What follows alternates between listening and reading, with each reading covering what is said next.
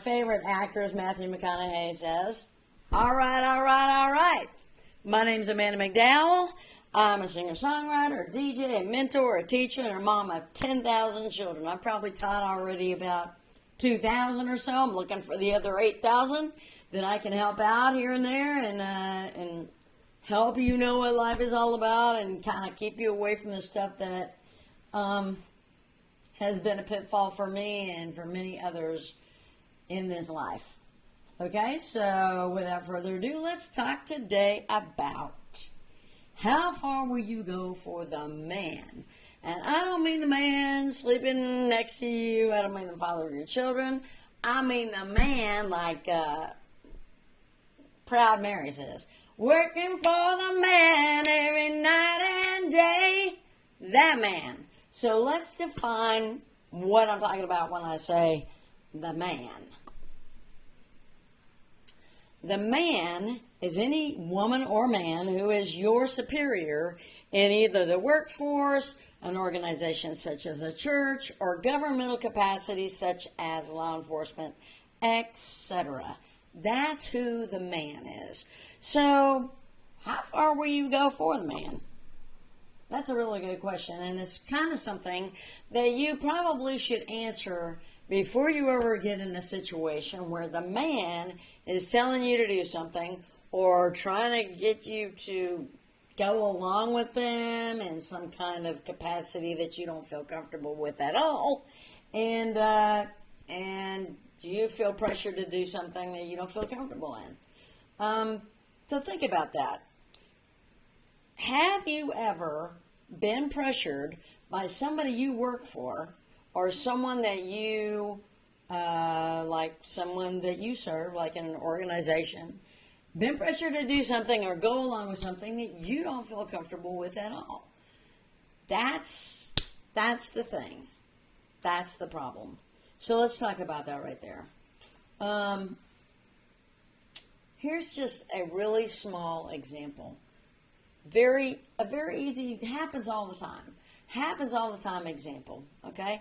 I was at school the other week, and sheriff from the sheriff's department, deputy came in from the sheriff's department, and he said, we were talking about lockdown and procedures, and he said when he came in the building that one of the doors was unlocked, and he just walked right in. And the very first thought I thought of, because I used to be married to a deputy sheriff and I kind of know how this kind of stuff goes, I thought none of that is true. That if that was a scenario, then someone opened the door for him and they're pretending to make this happen, pretending like the door is unlocked because it gets people's attention. And after all, I mean, it's just a small little, fabrication, a little scenario that you invent to get people's attention and get them to realize how important and how scary this, lockdown drills really are, because they are. I mean, people can come in your facility these days with a gun and try to kill you.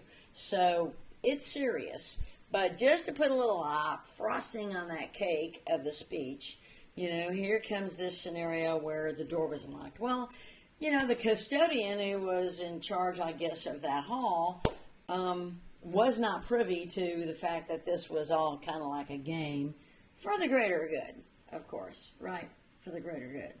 And because isn't that the reason why you would pick something like that up or tell a story like that? I mean, especially the sheriff's department, they are notorious, and so are many other organizations. I mean, they have permission to lie to you if you're ever, being interviewed by them or being asked questions. They can tell you anything they want so long as they are doing it to try to get the truth out of you, right? So we all know that this happens, and, what's the big deal? It's for the greater good, right? So he tells the story. The custodian who's in charge of that hall was not privy to that scenario, what went down, what was really going down. And so she asked, which door was this? And she was genuinely surprised. Well, of course, because she's not inside the circle that knows that this is just to get people's attention. Okay? And he could have said, well, that's just to get your attention. It was real shit. But no, he went with the whole story. He said, it was this one. And I drove by. And when I drove by, I could tell that it was open. And I'm just thinking, none of this is really true. None of this is true. So sure enough, I find out later on in the day that is not true. But, and it was for the greater good. And, that's just the way things are, right? I mean, and if you happen to be in the inner circle where that this is not true, then doesn't it make you feel special? Doesn't it make you feel like and no one else does, and so you are part of the group. You're part of the group. You're in the know. And so I could, can't you just apply this to so many situations? Let's talk about QAnon for a minute. Now there's the man. Now, he has so much power, and he's not maybe he is a government entity. Maybe he's not a government entity. You don't know who he is. And he says these things, and of course, especially if, because, just let's be honest here, there's a lot of law enforcement that are QAnon. And,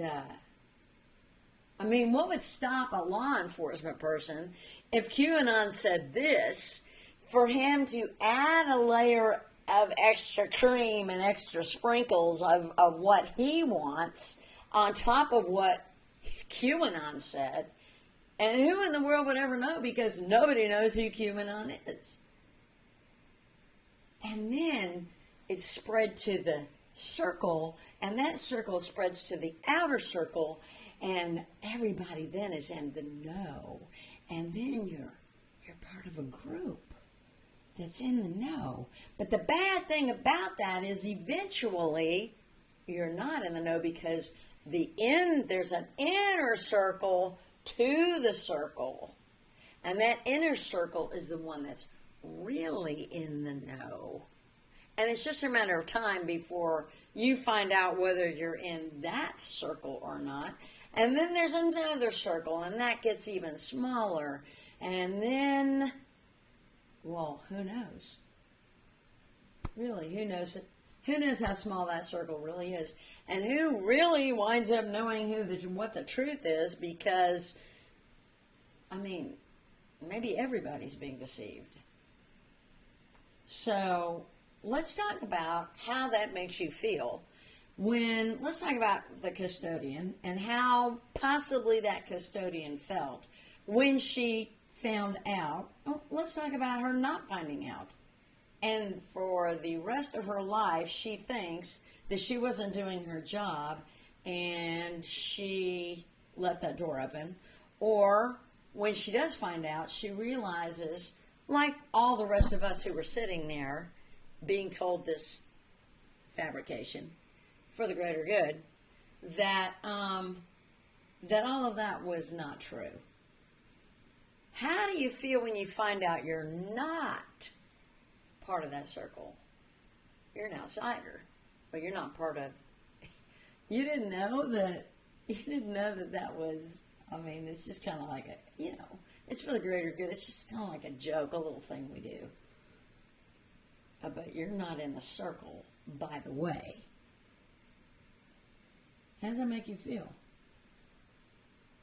So let me ask a question here, and it's really a super important question. Is the inner circle meant to separate people? Because we say a lot of things about team building and how we're all a part of, for instance, we're all a part of this school. We're all, we should care about each other. We should love each other. We should hold each other up. And I want nothing more than to do that. But at the same time, how can I feel part of the group if I'm not part of that group? How can that build our team if we're lying, telling stories for the greater good? Should I do that to my children?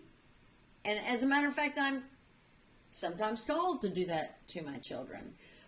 Don't tell the children, but we are leaving early this morning because there's going to be a great storm. Well, I don't tell the children, and I'm definitely inside that group, but at the same time, there's a dichotomy going on in my mind, especially if a kid is savvy enough to understand that possibly there's a storm coming and he might need to go home. So where's the balance? Where's the balance between us and them? I'm going to tell you my balance.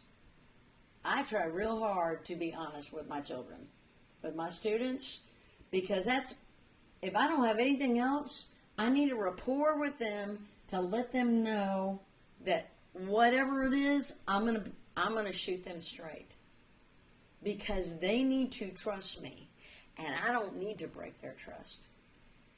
Now, you would think that a lot of people would feel that way. But they don't. They will tell stories for the greater good. But then once they do that, how can you trust them? How can we trust you if you do that? And I'm just going to throw this out here. It happens in so many institutions. It happens in churches. I'm sure that this deputy, that he probably goes to church. He probably is a great Christian man. This is a normal thing that is done. Why am I taking such offense with it?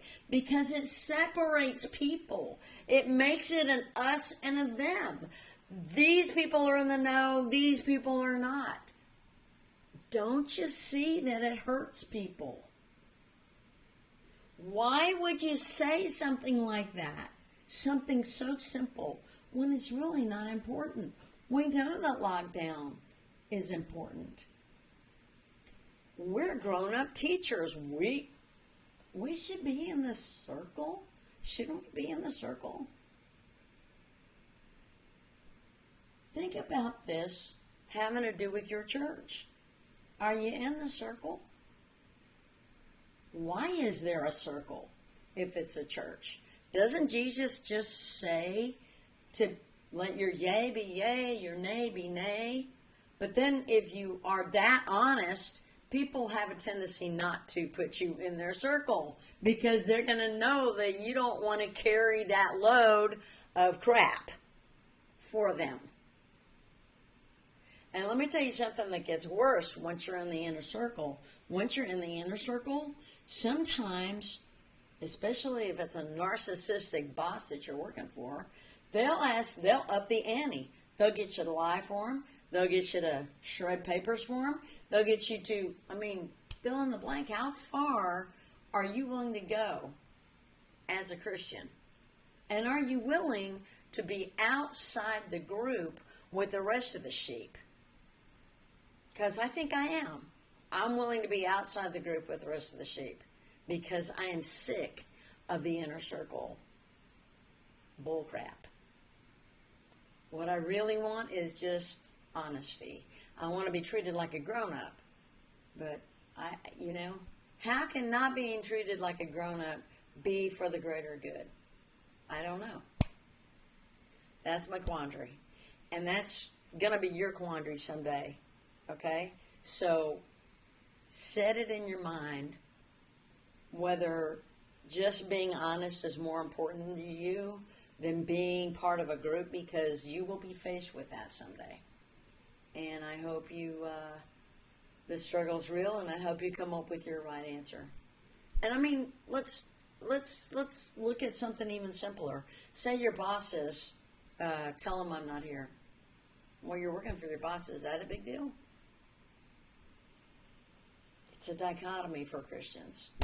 And I hope you come up with your answer. Bye. Have a great afternoon. Have a great evening. Have a great morning, whatever time you're watching.